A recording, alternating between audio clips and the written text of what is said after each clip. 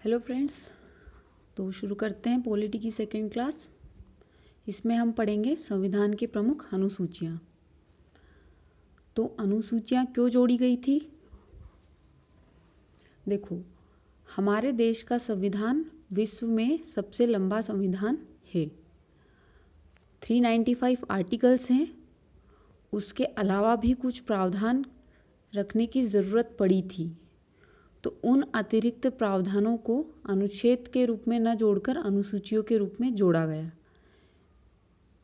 जो कि एक स्पष्टीकरण के रूप में दिए गए हैं। जैसे कि प्रमुख अधिकारियों के शपथ के क्या प्रारूप होंगे, 9 शेड्यूल में न्यायिक समीक्षा से रिलेटेड प्रावधान हैं। तो ऐसे ही कुछ प्रावधान अनुसूचियों में जोड़ दिए गए। तो देखते हैं कौन कौन सी प्रमुख अनुसूचियां हैं और उनके अंतर्गत क्या क्या प्रावधान रखे गए हैं। तो हमारे मूल संविधान में प्रमुख 8 अनुसूचियां थी। बाद में संविधान संशोधनों के द्वारा 4 अनुसूचियां और जोड़ी गई, 9th, 10th, 11th और 12th, जिससे कि इनकी संख्या बढ़कर 12 हो गई। ठीक है, तो पहली अनुसूची में क्या दिया गया है? राज्यों के नाम और उनके राज्य क्षेत्र, संघ राज्यों के नाम और उनकी सीमाएं। तो केंद्र शासित प्रदेशों और राज्यों से संबंधित जो प्रावधान हैं, उनके नाम और उनकी सीमाएं, वो शेड्यूल 1 में दिए गए हैं। कोई भी संशोधन करना हो, जैसे कि जो 100 अमेंडमेंट था, उसके थ्रू जो पश्चिम बंगाल की बाउंड्रीज चेंज की गई थी, तो उस संशोधन में अनुसूची 1 में भी संशोधन किया गया था। तो वो सारी चीज़ें अनुसूची 1 में दिए गए हैं। अनुसूची 2 में क्या दिया गया है? जो संविधान के प्रमुख पदाधिकारी हैं, जैसे मंत्री हैं, ठीक है, कैग है, अटॉर्नी जनरल है, महाधिवक्ता है, उनके वेतन भत्ते और पेंशन क्या होंगे, किस प्रकार निर्धारित किए जाएंगे, संचित निधि पर भारित होंगे या फिर केंद्र सरकार निर्धारित करेगी, उससे जुड़े जो प्रावधान हैं वो अनुसूची 2 में दिए गए हैं।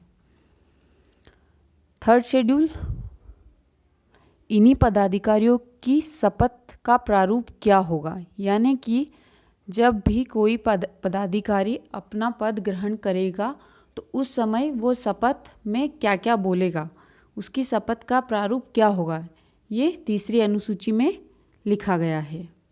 लेकिन राष्ट्रपति और उपराष्ट्रपति की शपथ का प्रारूप 3री अनुसूची में नहीं दिया गया है। क्यों? क्योंकि इनकी शपथ का प्रारूप आर्टिकल 60 और आर्टिकल 69 में, आर्टिकल 60 में राष्ट्रपति का और आर्टिकल 69 में उपराष्ट्रपति का प्रारूप, तो वो वहाँ दिया गया है, इसलिए इसको 3rd शेड्यूल में मेंशन नहीं किया गया है। देखो, ये बियर एक्ट का पेज है, ये 3rd शेड्यूल है। उसमें यहाँ पे लिखा है संघ के मंत्री के पद की शपथ का प्रारूप। ठीक है, संघ के मंत्री के लिए पद की शपथ का प्रारूप। उसके बाद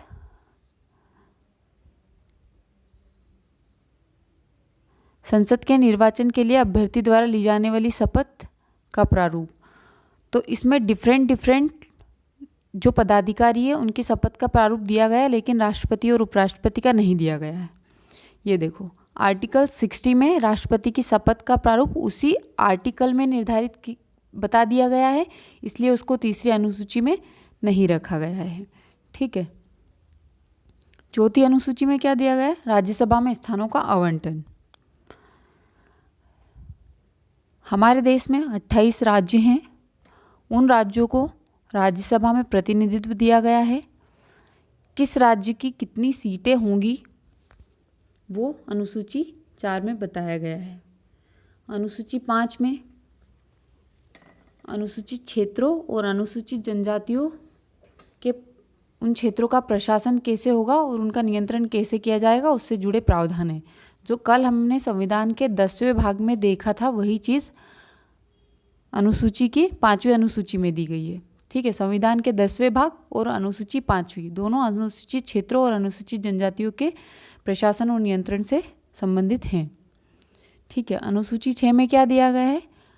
नॉर्थ ईस्ट, उत्तर पूर्व के जो 4 राज्य हैं, असम, मेघालय, त्रिपुरा, मिजोरम, AMTM, उनके प्रशासन के बारे में प्रावधान है। ये जो ब्रैकेट में लिखे हुए हैं, इनसे संबंधित आर्टिकल्स लिखे हुए हैं, तो आप जब रिवीजन करो तो इनको रिफ़र कर सकते हो। ठीक है। 7वीं अनुसूची, 7वीं अनुसूची में हमारे कॉन्स्टिट्यूशन का जो एक बेसिक फीचर है, सेपरेशन ऑफ पावर, मतलब कि संघ की शक्तियाँ क्या होंगी, राज्य की शक्तियाँ क्या होंगी, और ऐसे कौन से विषय होंगे जिस पर संघ और राज्य दोनों कानून बना सकते हैं। तो वो कौन कौन से विषय होंगे, वो इस 7वीं अनुसूची में पूरी उनकी एक लिस्ट दी गई है। तो शक्तियों का पृथक्करण इस अनुसूची के माध्यम से सुनिश्चित किया गया है, जैसे कि कौन कौन से विषय पर संघ सरकार कानून बनाएगी, वो दिए गए हैं संघ सूची में। कितने विषय हैं इसमें? मूल संविधान में 97 थे, जिनकी संख्या बढ़कर अब 100 हो गई है। राज्य सूची में 66 थे, जिनकी संख्या कम होकर 61 हो गई है। ठीक है। समवर्ती सूची में 47 थे, जिनकी संख्या बढ़कर 52 हो गई है। अनुसूची 8 में भाषाएं दी गई है, संविधान द्वारा मान्यता प्राप्त भाषाएं, जो कि मूल संविधान में जिनकी संख्या 14 थी, जिसके बाद विभिन्न संविधान संशोधनों के द्वारा बढ़ाकर इसे 22 कर दिया गया। तो वर्तमान में 22 भाषाएं 8वीं अनुसूची में शामिल है। ठीक है। इनको क्या बोला जाता है? अनुसूचित भाषाएं, शेड्यूल्ड लैंग्वेज। ठीक है। 9वीं अनुसूची फर्स्ट कॉन्स्टिट्यूशनल अमेंडमेंट, पहले संविधान संशोधन द्वारा 1951 में लाई गई थी। इसमें ऐसे विषय भूमि सुधार और जमींदारी उन्मूलन, मतलब कि सामाजिक न्याय से संबंधित ऐसे विषय रखे गए थे जिनकी समीक्षा सुप्रीम कोर्ट नहीं कर सकता, मतलब सुप्रीम कोर्ट जिनका रिव्यू नहीं कर सकता। तो वो एक पूरी लिस्ट इसमें दी गई थी, लेकिन सुप्रीम कोर्ट ने 1981 में बोला है कि 1970 वामन राव मामले में कि 1973 के बाद जो भी विषय इसमें रखे गए हैं उनकी समीक्षा की जा सकेगी। ठीक है। तो ये सूची आर्टिकल 31 ख से संबंधित है। ठीक है। 10वीं अनुसूची में दल बदल से संबंधित प्रावधान है। जैसे कि दोस्तों आप जानते हैं, हमारे देश में दल आधारित चुनाव होता है और उन दलों से संबंधित कुछ नियम हैं। दल अपने प्रशासन में निष्पक्षता बनाए रखे और हमारे देश की चुनावी प्रक्रिया इससे बाधित न हो, इसलिए दल बदल अधिनियम लाया गया था ताकि नेताओं की खरीद फरोख्त ना हो। तो वो उससे संबंधित जो नियम है वो 10वीं अनुसूची में दिए गए हैं। ये अनुसूची 52वें संविधान संशोधन द्वारा 1985 में लाई गई थी। ठीक है। और 91st अमेंडमेंट द्वारा इसमें कुछ संशोधन भी किए गए थे। इससे संबंधित इनकी निर्भरताओं से संबंधित प्रावधान संविधान के अनुच्छेद 102 और आर्टिकल 191 में दिए गए हैं। अनुसूची 11वीं अनुसूची और 12वीं अनुसूची स्थानीय स्वशासन से संबंधित है। ये दोनों अनुसूचियां 73rd और 74th अमेंडमेंट द्वारा 1992 में लाई गई थी, जो संविधान के अनुच्छेद आर्टिकल 243 से संबंधित है। तो 11वीं अनुसूची पंचायतों से संबंधित है और 12वीं अनुसूची नगर पालिकाओं से संबंधित है। ठीक है। 11वीं अनुसूची में पंचायतों में को कितने विषय दिए गए? 29 विषय दिए गए, मतलब कि पंचायतें किन किन विषयों के बारे में नियम कानून बनाएगी या उनसे संबंधित कानूनों को लागू करेगी, ऐसे कितने विषय हैं?